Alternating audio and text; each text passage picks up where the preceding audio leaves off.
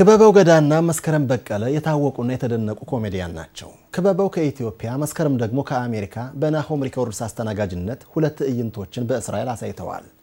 ወደ ስቱዲዮ ጋብዘንም በሰፊው አነጋግረናቸው ነበር። ጤና ይስጥልኝ መስከረም። ሰላም። ጤና ይስጥልኝ ክበበው። ጤና ይስጥልኝ። እንዴት ናችሁ?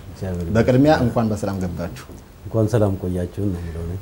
እስኪ ወደ ትክክለኛው ስራችሁ እንግዲህ ኮሜዲያ ወደሚለው ሐሳብ ከመግባታችን በፊት ትንሽ የእናንተን ባክግራውንድ እናንተ ክበበ ማለት ማን ነው? መስከረም ማለትስ እንዴት ነው? እስኪ ስለእናንተ ታሪክ ትንሽ እጠራ አድርጋችሁ። ክበበው ገዳ ሲባል እንግዲህ እኔ እንጃ ከየት እንደመጣ ትርጉሙ ምን እንደሆነ ራሱ አላውቅም። እስኪ ስለእናንተ ልጅ ሰዓት አደጋ ነው አይደል? እንደዛ ነው። ገዳ ማለት እንግዲህ ያው ስም ነው። በኦሮምኛ ገዳ ማለት ስርዓት ማለት ነው። ህግ ማለት ነው። ያው እንግዲህ ብዙም ተለቀው ይያላቀም ይሄን መልስ ተቀበያለሁ። ክበበው ገዳ እንግዲህ ባጭሩ ኮሜዲያን ነው። ወደ ኮሜዲው ስራ የገባው እንግዲህ ከትምህርት ቤት ጀምሮ ይመስለኛል። ከትምህርት ቤት አንስቶ ወላጆች በዓል ላይ በሚደረገው የበዓል ዝግጅት ላይ ብዙ መሳተፍ ወድ ነበረ። ከዛ በማስከተል ወደ ቲያትር ቤት ወደ ብሔራዊ ቲያትር ገባው። ከዛ ከብሔራዊ ቲያትር አሁን በግሌ ነው የምሰራው። በግሌ እንግዲህ ከስራ ከጀመሩ ብዙ ጊዜ ሆነኛል። ክበበው አሁን አንተ ብታወሪው ልክ ወደ ስራው እንዴት እንደገባህ ነው። እስኪ ልጅነት መልሰኝና የልጅነት ህይወት ግን የተወለደ የታደግ እኔ ኢትዮጵያ አዲስ አበባ ውስጥ ነው የተወለድኩት። ኮልድ ኤርፖርት አካባቢ ነው። የድሮ አውሮፕላን ማረፊያ ማለት ነው። እዛው ነው ተወልጄ እዛው ያደግኩት እና በልጅነቴ እንግዲህ በጣም ተንኮለኛ ነበርክ ይባላል። ግን ተንኮሌ ለክፋት የማይሰጥ አይመስለኝም። እንግዲህ ከልጆች ጋር በመናደርገው ዋና ጊዜ ከሰፈር ልጆች ጋር በመናደርገው ጭውውቶች ወይም መጫወት ላይ ምናልባት ተንኮል ሰራባይ ኳስ ላይ ወይ ወንዝ ላይ ዋና ስንሄድ እንደዚህ ምናምን ብዙ ጊዜ ተንኮል ይሰራ ነበርና በዛ የተነሳ መሰለኝ ወደ ኮሜዲያነት ቅርብ የሆንኩት። መጀመሪያ ግን ስራውን ስትጀምር ኮሜዲያ ወደዛ አይደለም የገባው። ከዛ በፊት ሌላ ነበር አይደል? እንዲያጀማመረ ከዛ በፊት ተወዛዋዥ ነበርኩኝ። ብሔራዊ ቲያትር ተወዛዋዥ ነበርኩኝና አንዳንድ ጊዜ ውዝዋዜ ላይ ሰው ዘፋኝ ሲቀር ምናምን ብዙ ጊዜ ለምኜ ገባ ነበር። የመድረኩ ማማሟቅ አይነት ነው።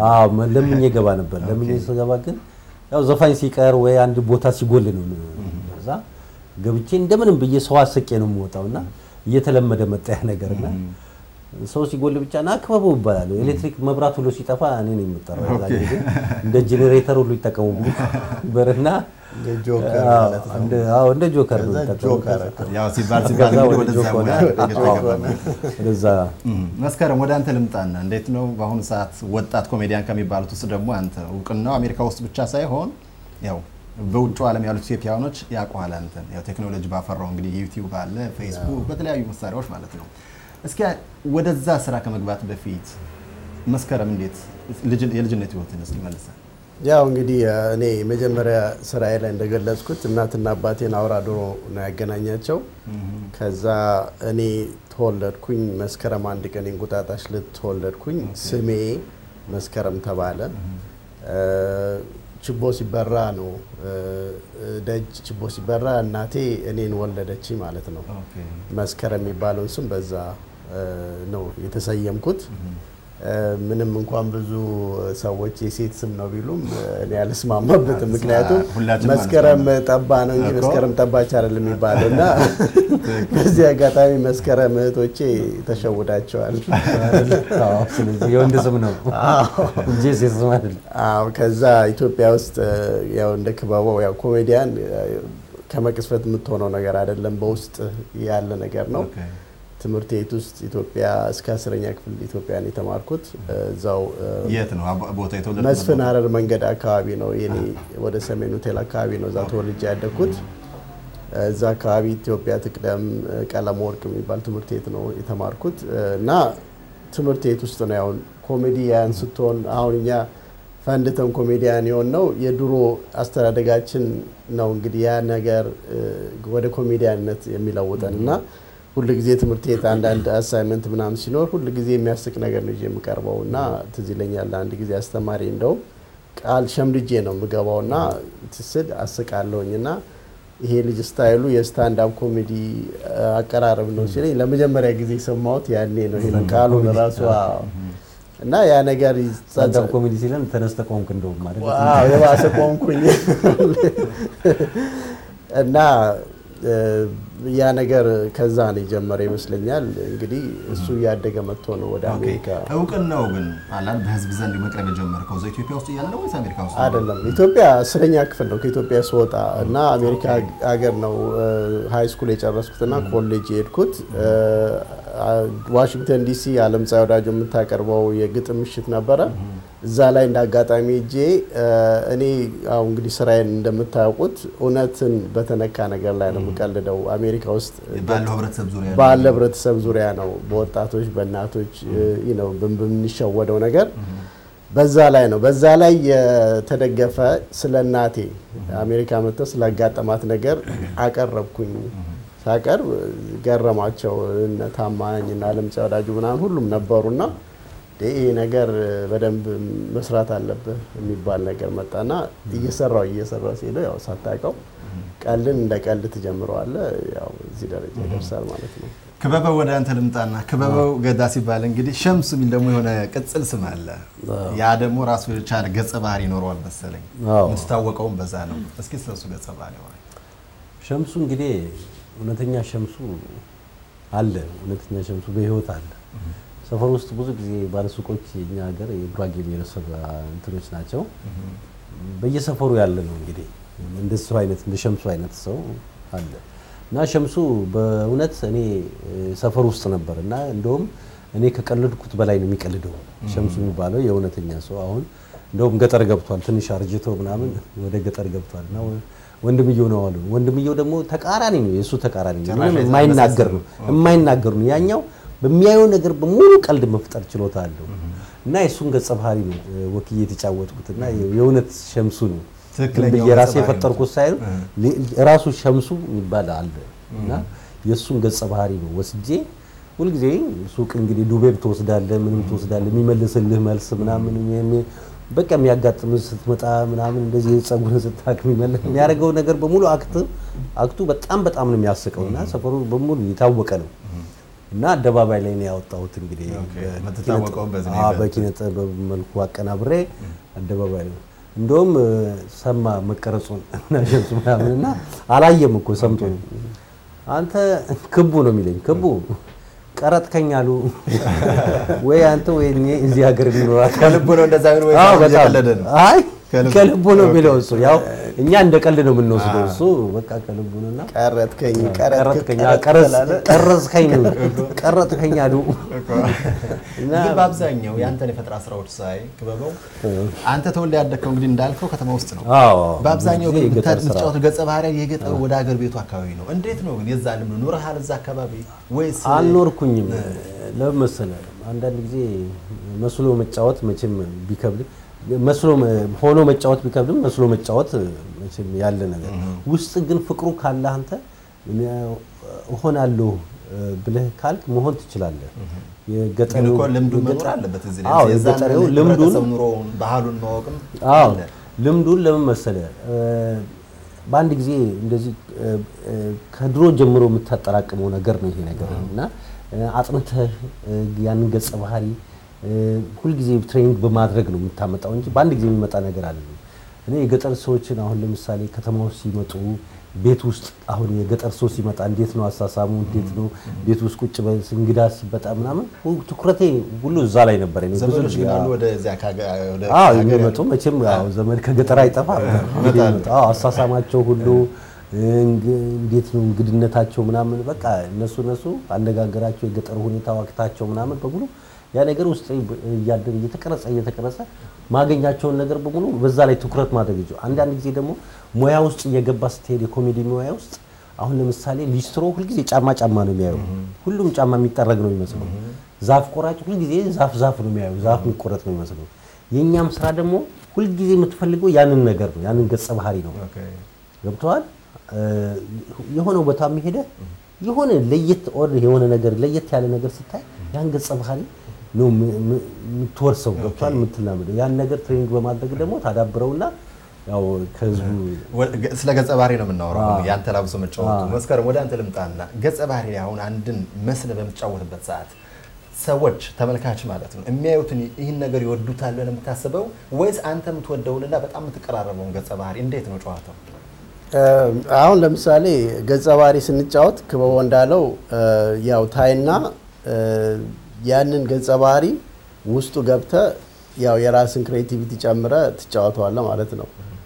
እና አሁን ቀደም ያልከው አንተ ክበቦን ስጠይቀው እንደዛ አልሆንክም ወይንም እንደዛ አይነት እንትን የለብም እንዴት ልትሆን ትቻልካ ብለዋልና አሁን ለምሳሌ እኔ ሴቶኛ እጫወታለሁና በእውነቱ ከዚህ በፊት ሴቶኛ አላውቅም።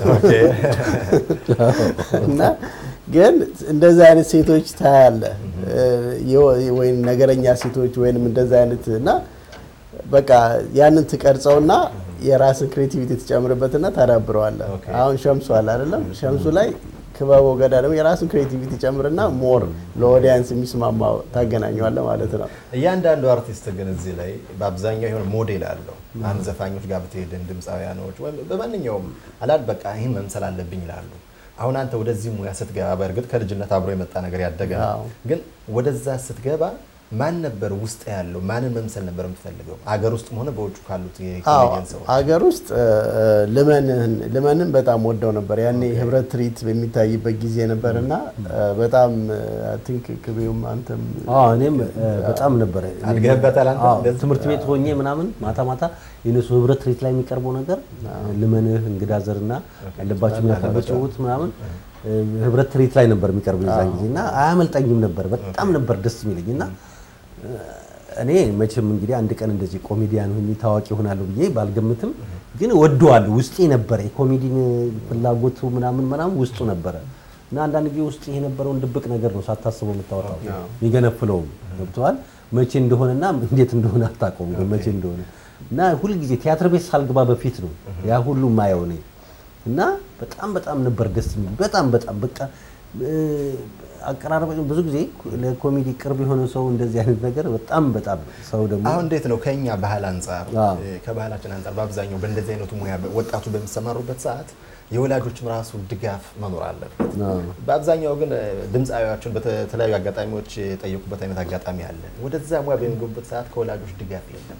በይበልጥ የእናንተው ደግሞ አሁን እንደዚህ የማሳቅ ነገር እንዴት ነው አንዳንድ አዛውንት የሚናገሩት አለ። ይሄ ማሳቅ እኮ ሰራተኞችን ቦዘኔ ማድረግ ነገር ነው አይደል? ፈኒው ላይ እስከዚህ ምራቅ ይላል ያማስደሰት ምናምን ያ ነገር ትዝ አይላችሁ ቦዘኔ ነገር ነው። እናንተ ግን ወደዛ ዓለም ስትገቡ ከወላጆቻችሁ ምን አይነት ድጋፍ ነበር? ቤተሰብ ይኖራል? እኔ መቼም በተለይ እኔ በጣም ቤተሰቦቼ እኔ አንዳንድ ጊዜ እዚህ ሙያ ውስጥ መግባት የራሱ በጣም ያበሳጫቸው ነበር። በተለይ አባቴ እናቴማ የሰው መሳቂያ ትለኝ ነበር። ሰው እንደሚስቅልኝ ሰው ይስቅብኛል የሚስቅልኛል መሰላት ተሰብስቦ ላይ የሚስቅብኝ ነው የሚመስላት እና የሰው መሳቂያ ነበር የምትለኝና እንደውም እኔ ብሔራዊ ውትድርና ለመሸሽ ነው ኪነት ውስጥ የገባሁት። ከፍተኛ ነበር ብሔራዊ ውትድርና ላለመሄድ ነበር የገባሁትና ለሱ ወደዱት ታውቃለህ። ላለመሄድ ይሄ ሽፋን መሆኑ ኪነትን ወደዱት ከዛም ጊዜ ጀምሮ ነው አሁንና በዚህ በተለይ አሁን ታዋቂ የሆንኩ ስመጣ እንጂ ልጅ እኮ ምናምን እሳቸው ልጅ እኮ እንደዚህ ምናምን ታየ ሲባል አሁን ደረቷን መንፋት ጀመረች። አሁን ደስ ይላል ተሳያቸው ስራው እየመጡ በጣም አሁን እየወደደችው መጣች ሙያው ይመጣሉ ለማየት። ለምሳሌ አሁን ባለፈው አመት የእናቶች ቀን ሲከበር ክብር እንግዳ ነበረች እናቴ። እኔ ስራ መድረክ ላይ አውጥቻት እንደውም ስለኔ ጥቂት እስቲ ተናገሪ ተብላ እንደውም ቆጨኛለች። አንድ አራት እንደሱ አይነት ቦልድ ኖሮ እንደዚህ አትጨናነቁም ነበር አትጋፉም ነበር እና አዳራሽ አራቱም ተከፋፍለው እናንተም ተከፋፍለው አትጣበቡም ነበር ምናምን ሰው ብዙ ነበር እንደዛ ብላ መስከረም ወደ አንተ ልምጣና ያው የጠየቁት ጥያቄ እኔ እንኳን በምን ሸወድኩት መሰል ይሄንን ነገር እኔ ትምህርት ቤት ገብቼ ትምህርቴን ጨርሼ ፕሮፌሽናል ስራ ይዤ ነው ኮሜዲ ጀመርኩት እና ቤተሰብ እንደዛ ስታደርግ ብዙ ጊዜ ያው ሁሉ ጊዜ ተማር ነው የሚሉና ፕሮፌሽናሊ እዚያ ላይ ግን ስለ ስራ እስኪ የተማርከውንና እንዴት እንደሆነ ስለሙያ ከኮሜዲ ውጪ ኮምፒውተር ሳይንስ ኤንድ ኢንፎርሜሽን ቴክኖሎጂ ነው በዛ ነው ሜጀር ያደረኩትና በዛ ነው የምሰራው እና ያው እሱን ስራ ይዤ ጨርሼ ፕሮፌሽናል ስራ እየሰራሁ ነው እንደ ሀቢ ነው የጀመርኩት።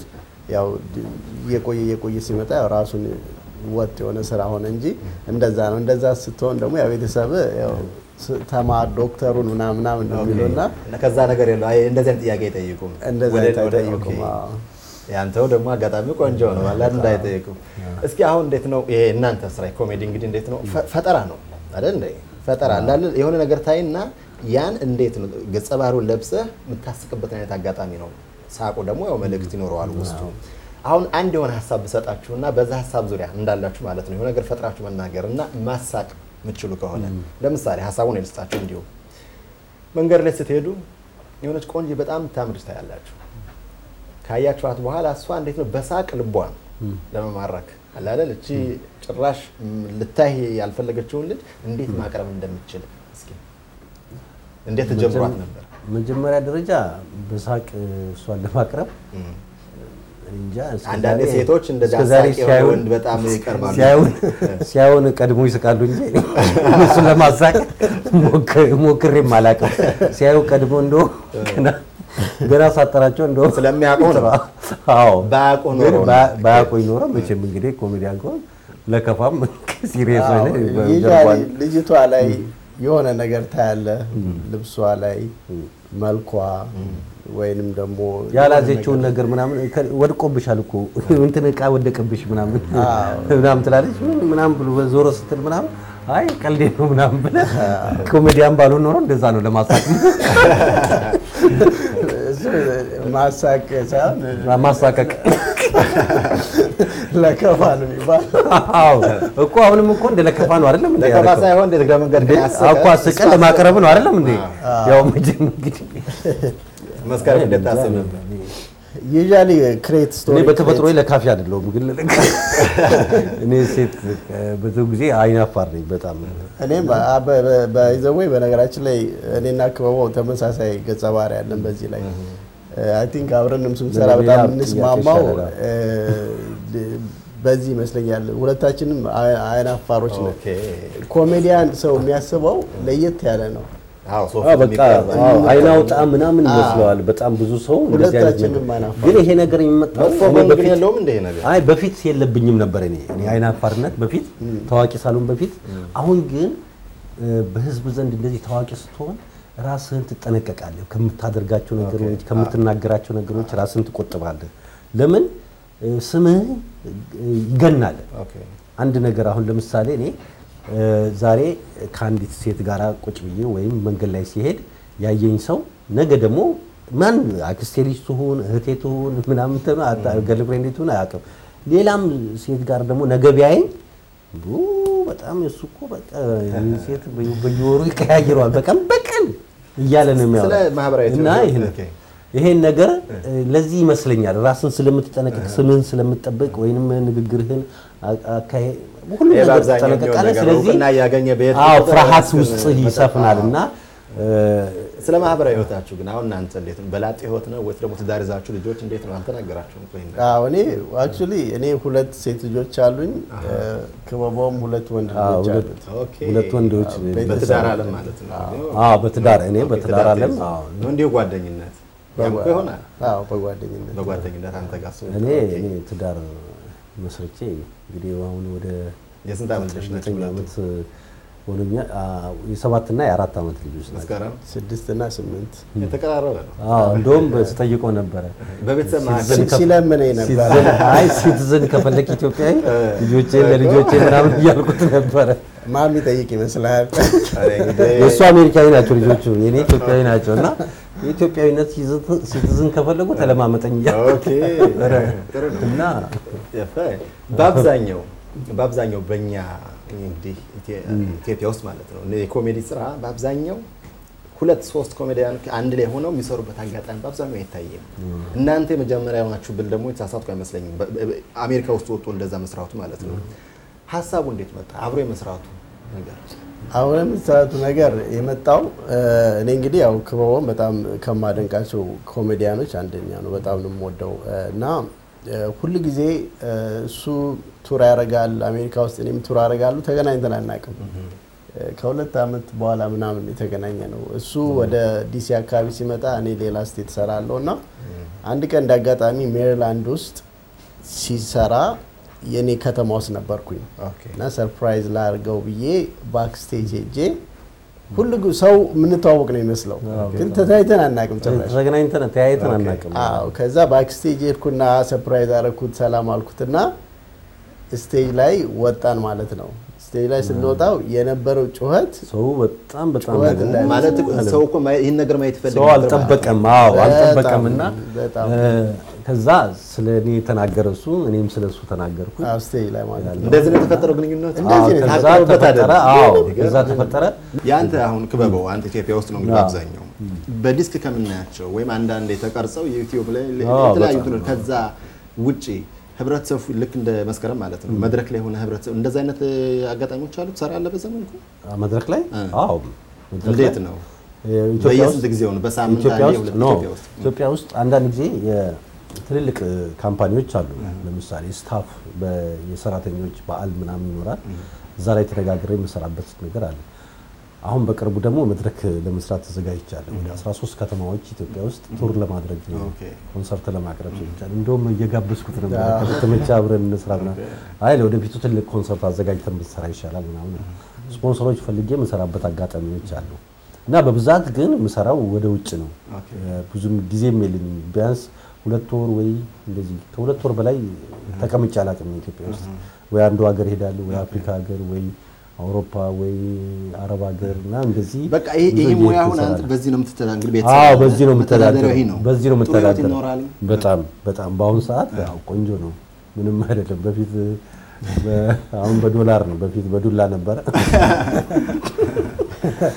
አሁን በዶላር ጥሩ ነው ሲመነዘር ደግሞ እዛ ፈንዲሻ ነው የሚሆነው ገንዘቡ በዛ እና ጥሩ ነው መቼም እግዚአብሔር ይመስገን በጣም ቆንጆ ነው ሌላው አንድ የሆነ እንደው ቀልድ ነው የምናወራው ብቻ ዝሮ ማህበራዊ ህይወት ከዛ አልፎ ደግሞ እንዲህ መቀላል ሳቃደል ፕሮግራሙ አንድ የሆነ ልክ መምጣትህ እንደተሰማ ከመስከረም ጋር የሆነ አጋጣሚ አንዳንዴ ምሰማው ወሬ ያለ አንዳንዶች ምን አሉ መሰለ አሁን ከበበ ወደ እስራኤል የመጣው ያው ሌላ ሳይል እንዴ ተራርቀው የሚኖሩትን ተጣልተው የሚኖሩትን ጥርሶቹን ያስታረቃቸው ነው እነዚህ እና ጥገና ሊሆን እኔ መስሪያ ቤቴ ነው ገብቷል ሌሎች ደግሞ እንዴ ያንማ ካደረገ መታወቂያው እኮ እነዚህ ጥርሶቹ ናቸው በጣም ልክ ነው እንደዚህ ያሉት ትክክል ናቸው እነዚህ ትክክል ናቸው ብዙ ሰው ይሄን ታስተካክለም ጥርስን ይለኛል መስሪያ ቤቴ ላስደፍ ነው ይለዋል መስሪያ ካምፓኒን መዝጋት ማለት ነው በቅርቡ በሚከበረው የነጻነት በዓል ሙሉውን ዝግጅት በሰፊው ዘን እንቀርባለን